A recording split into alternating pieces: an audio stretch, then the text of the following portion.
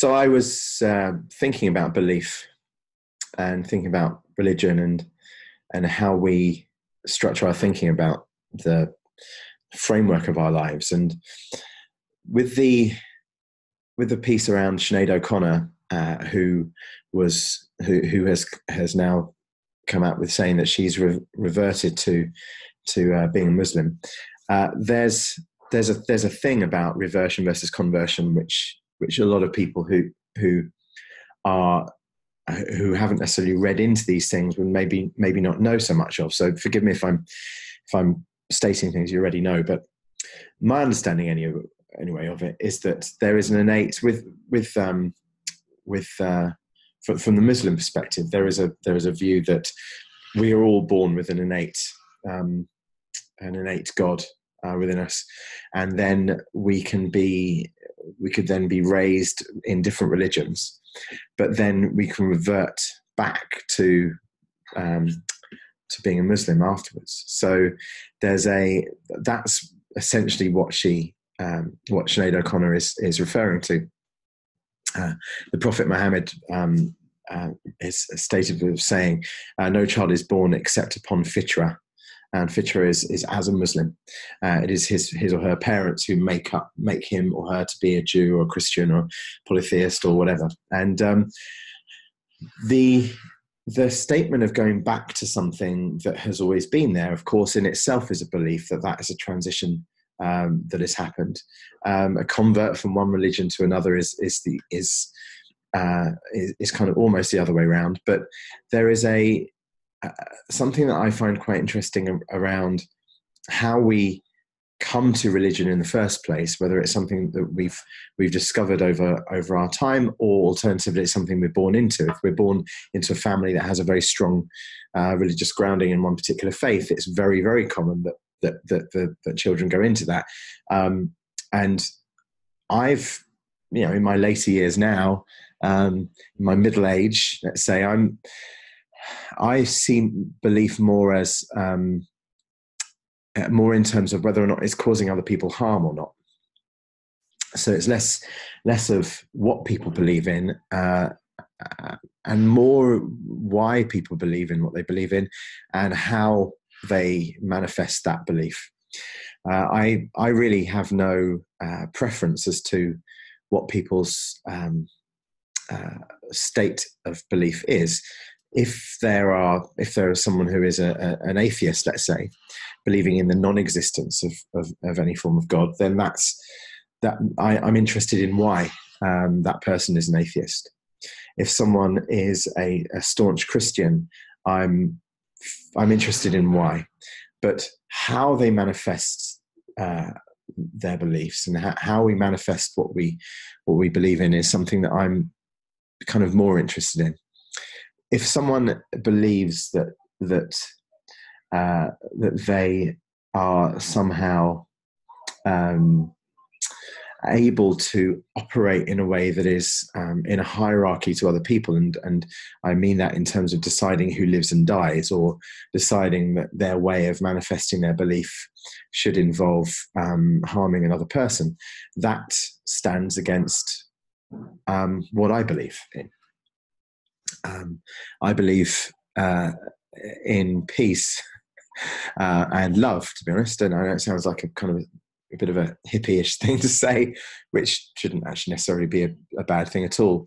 But that's where my starting point and my ideals come from. That I believe in the interconnectivity of everything in terms from an energetic perspective, from a scientific, physical perspective, and physics perspective. That's what I believe in. I believe in the 99.99999% of us that's actually dark matter energy, as opposed to the 0.000001%, which is actually matter itself. If you condense all of the matter of all humans all together, the actual matter part, the 0.000001% that isn't dark matter energy, if you condense it all, it would be the size of an orange. That's all humans, all condensed together in terms of matter. So I believe in what's scientifically the case. And I also believe in some form of what could be seen as esoteric perspectives and the things that we find harder to explain. What I don't have a strong alignment with is one particular overarching God who is greater than any other God, because I see this as a subjective thing as opposed to an objective thing, and I think it's totally fine. I don't see there's any harm in someone having a subjective view that if you are not Catholic, let's say, then you are, you've kind of gone down a different path, and that's you're kind of almost lost until you're found. I find that harder to that the positioned hierarchy is harder for me to deal with in my limited mental capacity than someone who has a faith, and that doesn't mean that someone else who doesn't share the faith is then wrong. I'll put that in a slightly more simple way. Because it's confused myself. If someone views their own belief as being superior to someone else, I'm concerned that inferred superiority is less respectful to another person's set of belief, and that's where I see it. So when I'm reading the Sinead O'Connor piece or the video interviews around her reversion to Islam, I don't see that as something that has a negative impact on my life. I'm hoping that it has a positive impact on her life. I don't think, oh my goodness, she's lost her way. This is because of her a particular mental imbalance that she may have, or this is is because of X, Y, and Z. I don't see that, mainly because I don't know her, so I don't know the background to her decisioning, and make no mistake, our conversion and reversions are decisions. We may like to call them callings or miracles, but we have had to at some stage think about whether or not that is a calling or a miracle, and inside that thinking there is a process, a neurological process that happens that can be affected by an external energetic set of circumstances. Of course, we know that our body responds to experiences, and I mean that experiences in the widest possible sense, but also doesn't know the difference between a thought of an experience and an experience itself. So we can think ourselves in and out of any form of physical state. Our genealogy, our genetics, the on-off signals inside our cells that then determine our body infrastructure through the proteins are instructed incredibly effectively by thought. The bacteria inside us, whether it's the 15,000 types of bacteria inside your mouth or the many, many hundreds of thousands and millions across the rest of our bodies, these are interconnected, communicating organisms that are listening to our thoughts as well. These aren't theories, of course. This is science. This is what the science of these things actually is showing through peer validated research and tests and evidence that would portray a picture that gives us good reason, I believe, to focus very firmly on how we think. And looking at the ontology of our thoughts. So let's say we've come up with an idea that we have found more resonance with a particular faith, then potentially, and I would warrant what I call response as one of the five kind of structures, the physiological structures of thought that I see. I see response as being one of them, which is to actually take a pause and think, what has led up to this thought? What am I observing in my environment around me and inside me that led up to this? What are the triggers? What's my reasoning path? What's my decision-making criteria? Is it something that I've just felt? And why is it then that I felt that? How else have I been feeling around this topic beforehand? Are there background thoughts that have led me to conclude this particular thought process? And that response path of pause, like a stimulus in, then pause, and then reflection and mapping, allows us to, I believe anyway, to categorize the decision-making criteria into which biases and heuristics we may have applied. So, for instance, if we tend to, let's say, I'm running late for a meeting, and that's a stimulus. So the train has been delayed by half an hour. I'm running late to a meeting. The traffic jam has increased the journey time by half an hour. Whatever it is, there's a stimulus. I'm running late. The immediate reaction would be relatively negative and relatively reactive. So it would be, oh, this always happens. I need to now, I'm going to let the client down or the friend down or the whatever, that type of thought process then can lead us to do many things. We can send a huge apology. We can start feeling bad about ourselves. We can feel as if we're to blame. It's something that we've done. It's because I'm a bad person, or it's because I left it too late, or I didn't leave enough contingency. Or we can go through all these negative reactive cycles. I would say that there is merit in inserting a pause at that moment and actually considering what it is that is kind of pushing us towards that negative reaction, and mapping out what biases they could be and heuristics in place. So, for instance, maybe there's a choice supportive bias in place, which is that our feeling of things tending to be our fault, this is now brilliant new evidence, being late without leaving a contingency, that everything is indeed our fault. And if we go one step further down that path, it's like, what is driving us feeling that everything is our fault?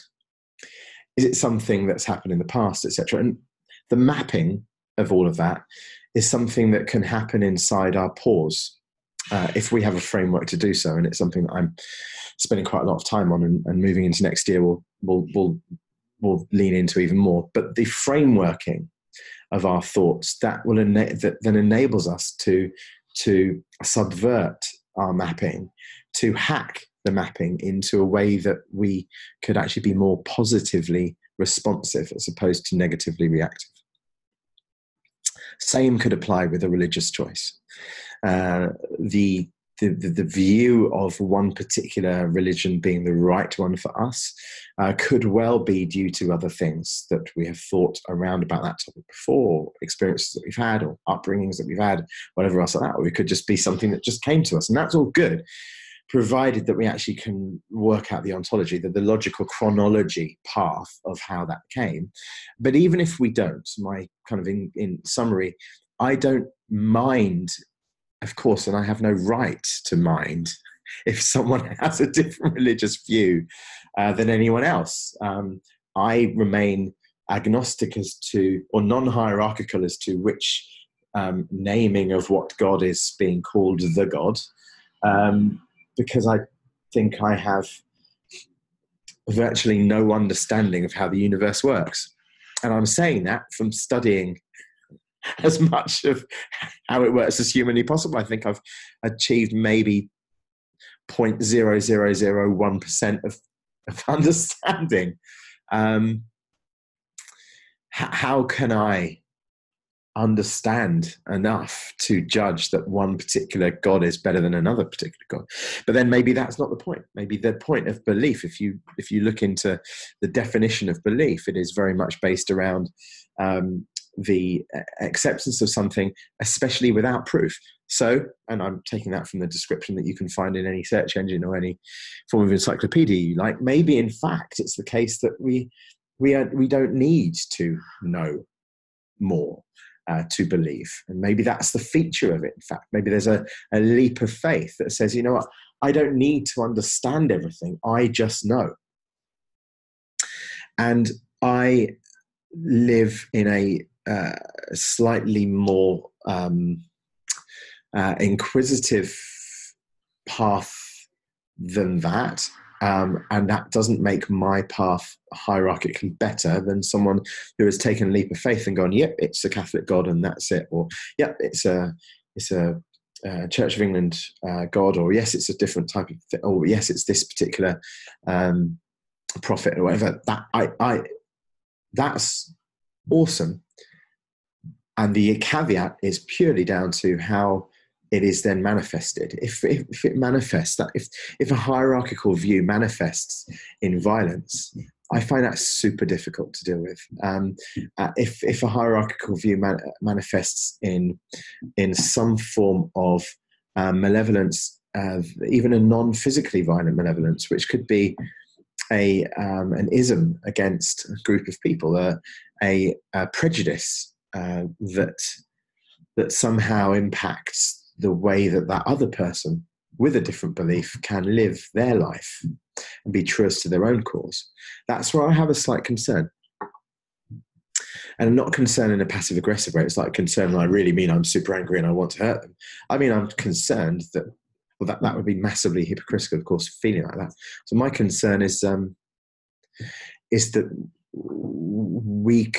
there is a relatively strong argument to say that we're all part of the same human race. And would it not be of benefit to all of us, without any form of categorization, to see us as one part of the whole?